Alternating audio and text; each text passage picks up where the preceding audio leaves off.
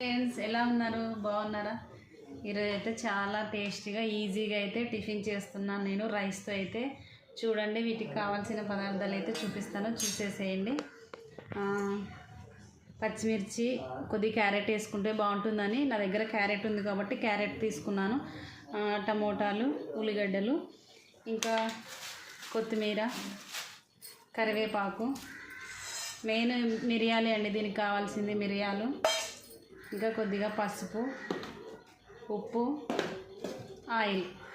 వీటన్నిటితో అయితే చాలా టేస్టీగా అయితే పులగం తయారు చేస్తున్నాను నేను. చూడండి, చాలా సూపర్గా టేస్టీగా ఉంటుందండి. ప్రాసెస్ అయితే చూపిస్తాను, చూసేసేయండి. ముందుగా అయితే ఇలా కుక్కర్ పెట్టుకోవాలి, స్టవ్ వెలిగించుకొని. ఇక కాగిన తర్వాత అయితే మనకి దానికి తగ్గట్టు అయితే ఆయిల్ వేసుకోవాలి. ఎంత క్వాంటిటీ తీసుకున్నామో దానికి సరి తగ్గట్టు ఆయిల్ వేసుకుంటే సరిపోతుంది. ఎక్కువ ఆయిల్ ఏం పట్టదులేండి దీంట్లోకి, ఎందుకంటే కొద్దిగా పడుతుంది. కొద్దిగా చూసి వేసుకోండి, ఎక్కువ ఆయిల్ ఉన్నా కూడా మంచిగా అనిపించదు ఇది.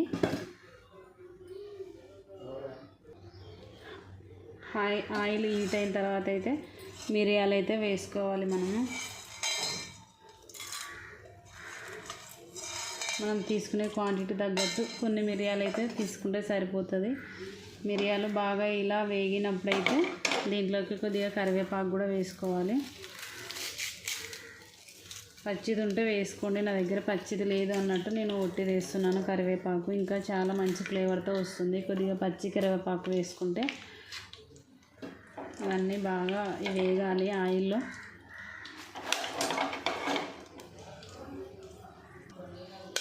ఇలా ఆయిల్లో కొద్దిగా చిటపటం అని దూరగా వేగాలి. వేగిన తర్వాత అయితే ఇవన్నీ వేసుకోవాలి. మనం ముందుగానే కట్ చేసి పెట్టుకున్నాం కదా, ఇవన్నీ అయితే నేను ఒకేసారి వేసుకుంటున్నాను.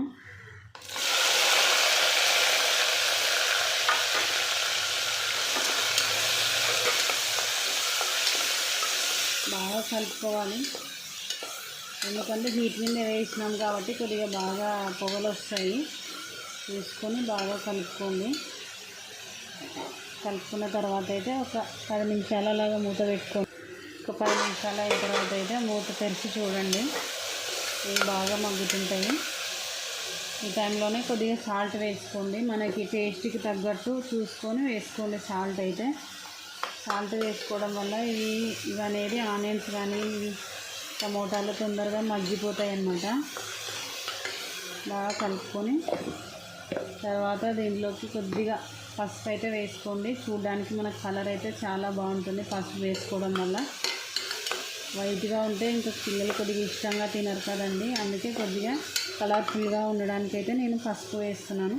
పసుపు కూడా చూసుకొని వేసుకోండి, అడ్జస్ట్ చేసుకొని. మళ్ళీ ఎక్కువ వేసుకుంటే కూడా బాగుండదు, ఓకేనా?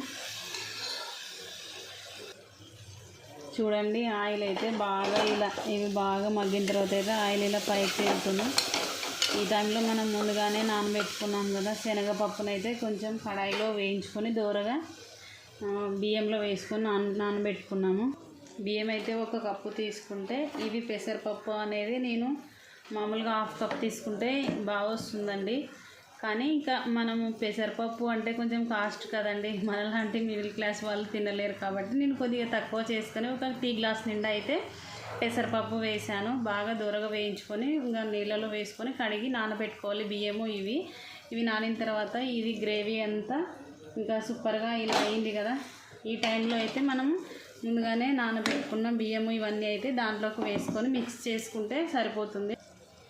చూడండి, ఇవైతే ఇలా ఒకసారి కలుపుకొని ఇంకా బియ్యం అయితే వేసుకుంటున్నాను నేను. కొన్నిగా తీసుకొని వేసుకోండి.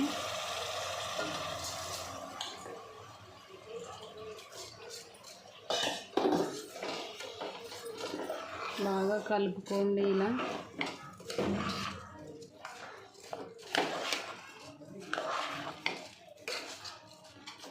బాగా కలుపుకొని అయితే ఒక 10 నిమిషాలు బాగా ఇవన్నీ మనం వేసినవన్నీ ఉప్పు అవన్నీ పట్టుకునేలాగా దీన్ని సోప్ చేసుకోవాలి.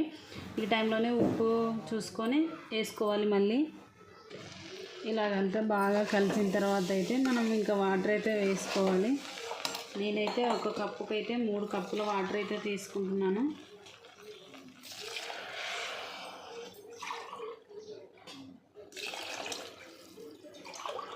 మనం తినే క్వాంటిటీని బట్టి వేసుకుంటే సరిపోతుందండి. ఒక కప్పుకైతే 3 కప్పుల వాటర్ వేసుకొని ఇలా బాగా మిక్స్ చేసుకోవాలి. బియ్యం కొంచెం కింద ఖర్చుకైతే కదండి, ఇప్పుడు బాగా మనం ఫ్రై చేసినప్పుడు ఇలా అంతా కలుపుకొని దీంట్లోకి అయితే కొత్తిమీర అయితే వేసుకుంటున్నాను నేను.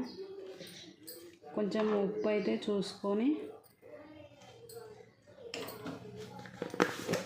మన టేస్ట్కి తగ్గట్టు ఉప్పుని టేస్ట్ చూసి వేసుకోండి.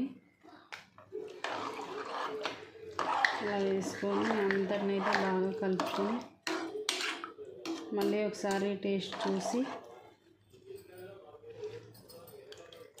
సరిపోయింది మనకి ఉప్పు అంతా అనుకున్నప్పుడైతే ఇంకా కుక్కర్ మూత విజిల్ పెట్టేస్తే ఇంకా సరిపోతుందండి. ఒక 4 విజిల్స్ అలాగా, ఇంకా అంటే ఒక 4 విజిల్స్ పక్కా వస్తే ఇంకా మెత్తగా అవుతుందండి. మామూలుగా మనం రైస్ చేయడానికి ఒక 3 విజిల్స్ పెడతాం కదా, నార్మల్గా అవుతుంది. కొద్దిగా మనకి సాఫ్ట్గా ఉండాలి కాబట్టి 4 విజిల్స్ పెడితే సాఫ్ట్ అవుతుంది.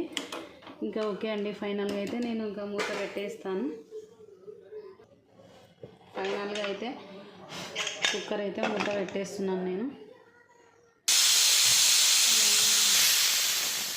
ఎంతో టేస్టీగా ఉండే యమ్మీ పులగం అయితే రెడీ అయిందండి. 4 విజిల్ తర్వాత స్లోగా ఆవిరంతా పోయిన తర్వాత అయితే మనము కుక్కర్ మూత తీసేయాలి.